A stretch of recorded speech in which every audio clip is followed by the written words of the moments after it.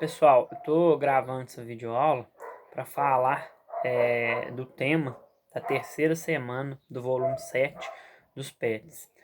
A última semana, a segunda semana, a gente falou sobre os domínios morfoclimáticos do Brasil. Falei um pouco sobre a característica de cada um deles, né? E agora a gente vai trabalhar dois domínios, né, morfoclimáticos do Brasil. Inclusive, esses dois dessa terceira semana são os dois que compõem a nossa região, porque a gente está naquela área de transição que eu falei para vocês, né? Existem os domínios morfoclimáticos, né? Os domínios, os biomas em si, e existem as regiões de transição, né? Que ele não muda um domínio morfoclimático, não muda abruptamente de uma hora para outra para o outro, não. Há uma transição, né? Há uma mudança contínua, mais devagar, onde vai haver as áreas de transição. Essas áreas de transição vai geralmente abrigar dois domínios morfoclimáticos ou até mais, né? No caso nosso aqui, nessa área de transição que pega a nossa região, né, é uma área de transição do domínio de mais de morros, né, onde ali concentra o bioma também da Mata Atlântica, né? Mais morro é o tipo de relevo, a Mata Atlântica é o tipo de vegetação, indo para o Cerrado, né? O Cerrado ele vai ter uma outra composição de relevo e uma outra composição de vegetação. Nossa região, a nossa cidade especificamente, a gente pode observar os dois tipos de domínios morfoclimáticos, ok?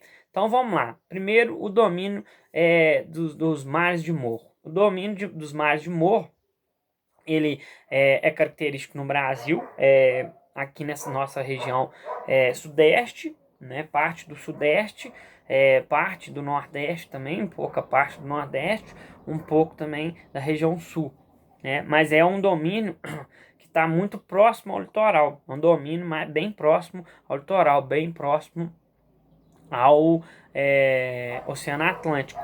É um domínio do ponto de vista de relevo muito antigo, de formação muito antiga, né? E por isso ele já sofreu muito a degradação do tempo. Então, mesmo sendo um domínio de maior altitude em relação a outros domínios do Brasil, é um domínio de não tão grande altitude, né? Então, por exemplo, se a gente pegar no Brasil, não vai existir montanha, porque todo o domínio de relevo do nosso país, ele já sofreu muito a degradação do tempo, né? Dos elementos externos, que é a chuva, vento, ação humana, ação de animais e tudo mais. E hoje em dia ele tá estável, ou seja, ele não sofre a ação dos elementos internos, que a tectônica de placas, é o movimento das placas tectônicas que faz com que o relevo soerga. Então o Brasil não tem essa característica. Então há só no Brasil a atuação desses elementos externos, que é chuva, vento, ação do homem, ação dos animais e assim vai. E esses elementos externos, eles rebaixam o relevo, né? Para soerguer o relevo, precisa dos elementos internos. Então o Brasil vai ter só a ação dos elementos externos. Então por isso a gente não vai ter montanhas e nem domínios de relevo tão altos. Mas os mares de morro talvez sejam os domínios de maior altitude dentro do nosso país, né? O que vão ser o domínio de mares de morro do tipo de relevo?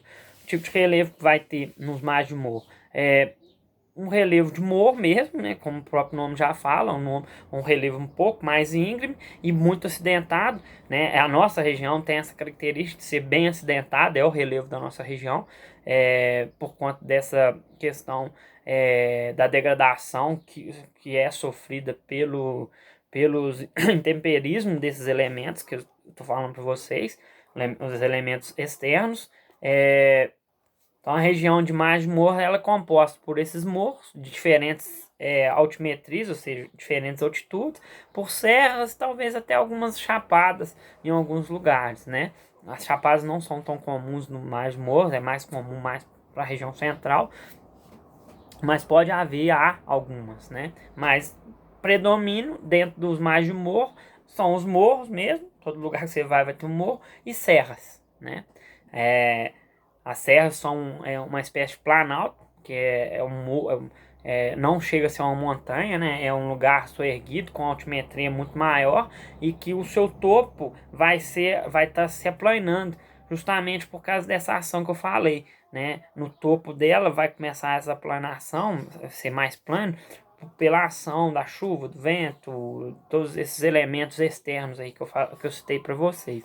Então, em termos de relevo, os mares de morro são compostos por essa tipologia aí de relevo. Em termos de vegetação, os mares de morro vão ser compostos, né? Aí, vegetação natural, obviamente que hoje vai estar muito mudada, mas em termos naturais, essa região dos mares de morro vai ser composta pela Mata Atlântica. A não ser, agora a nossa região é mais de morros ainda, em termos de relevo, mas a gente já, em termos de relevo, a gente é mais morro, mas em termos de vegetação, a gente tem a Mata Atlântica que também já tem cerrado, né? Então, a gente tem essa característica, mas relevo nosso ainda é o relevo aí, característico desses mares de morros aí, né? Que inclusive é conhecido muito em Minas Gerais pelos mares de morro. Então, em termos de vegetação, vegetação natural predominante nos mares de morro é a Mata Atlântica, que é uma mata, é uma vegetação densa, é uma floresta tropical também, assim como a Amazônia, não tão com tanta magnitude, não tão grande quanto a Amazônia, mas é uma floresta tropical toda influenciada pelo, obviamente, o Oceano Atlântico, né? Inclusive, é um bioma que foi muito, ainda é, mas desde a colonização, desde que os portugueses chegam no Brasil, é o bioma que foi mais degradado no país. Hoje em dia o Cerrado vem sendo muito degradado também, mas desde a colonização até hoje foi o que mais degradou-se, até porque essa região aí onde está situada a Mata Atlântica é uma região de muita concentração populacional, ou seja, tem muitas pessoas vivendo. E aí vai degradando para construir casas, cidades, ruas e por aí vai, né? Então é um bioma que sofreu muita degradação. Então o Mar de Morro, basicamente, as características, né, básicas dele que a gente tem que saber são essas.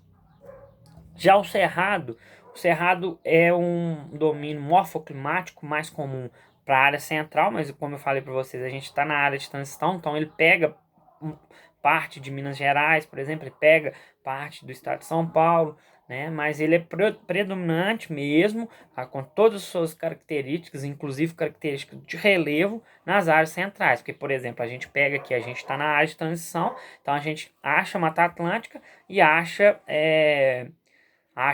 cerrado. Só que em termos de relevo, o relevo nosso não é o relevo típico de cerrado, porque o nosso relevo é mais de morro. Qual relevo que é o relevo típico de cerrado? Um relevo mais aplanado, mais planícies, não basicamente planícies, vai ter chapadas, como eu disse, por exemplo, que é a serra é muito aplanado mesmo, né? Mas é um tipo de relevo que se adapta a um tipo de bioma, um cerrado, que se adapta mais a áreas mais planas, como é a região central do nosso país.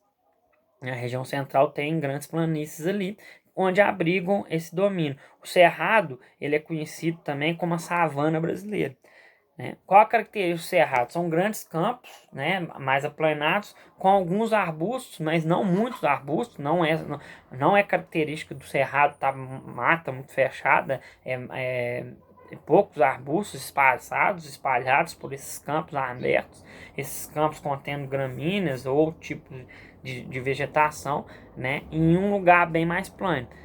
Do ponto de vista de fauna, por exemplo, o cerrado, por isso até que ele é chamado de savana brasileira, ele abriga uma fauna de maior porte, né, pelas características desse bioma. Ele consegue abrigar uma fauna de maior porte, inclusive o animal de maior porte brasileiro está dentro do cerrado, né? Se a gente pega a savana africana, que é bem parecida com o cerrado, né, ela vai abrigar também animais de grande porte, porque o bioma ele é característico, ele propicia a esses animais de maior porte a viver nesse tipo de bioma.